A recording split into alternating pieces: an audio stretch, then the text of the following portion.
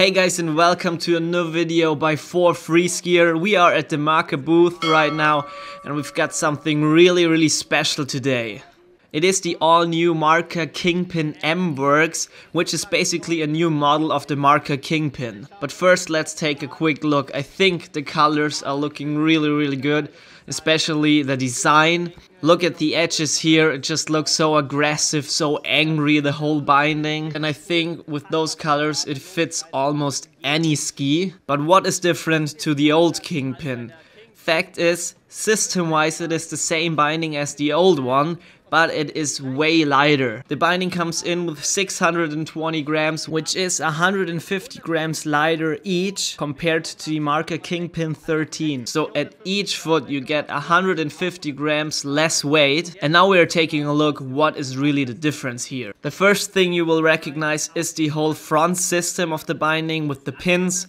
You can see it looks very different. There are only 2 springs instead of the 6 springs with the old binding.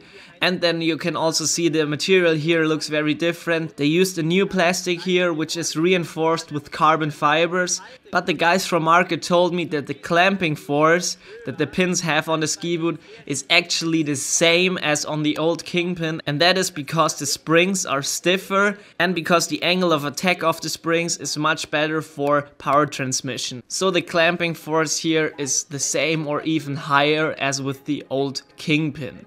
So now we are taking a look at the back part of the binding. So basically the system stayed the same, but they also used the new material here to shave off some weight. They also redesigned the climbing aids. They made them a bit smaller, a bit thinner to shave off some extra weight, but I think the new ones will work just fine. The same happened with the lever here in the front to just save the important grams. The Z or DIN value goes up to 12 compared to the old Marker Kingpin which has 13 or the Kingpin 10 which has 10. But for the kind of ski touring and freeriding you will do with this binding, I can't see a problem with a DIN value of 12. As I said, system wise there isn't really much of a change. We still have 2 climbing aids, but I will explain everything with the ski boot right here.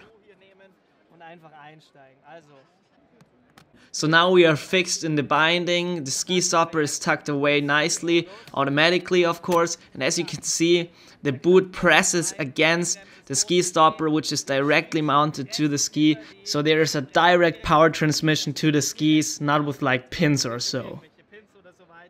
So when we want to change in the walk mode, we just flip the lever right here. So now when we are stepping back in the binding, you can see that the ski stopper is also tucked away, but it stays there. And then you have the 2 climbing aids with 7 and 13 degrees, just as the old Kingpin. So now we are pressing that back down, flipping the lever into the ski mode, and zack, just step back in the binding.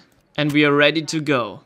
So basically a new Kingpin with lighter weight. I already asked them if I can have a binding for testing, so you will see the review right here on this channel. If you liked it, please give me a thumbs up. If you have any questions, let me know down in the comments below. And I hope that a real review about this binding will come out soon. Cheers guys!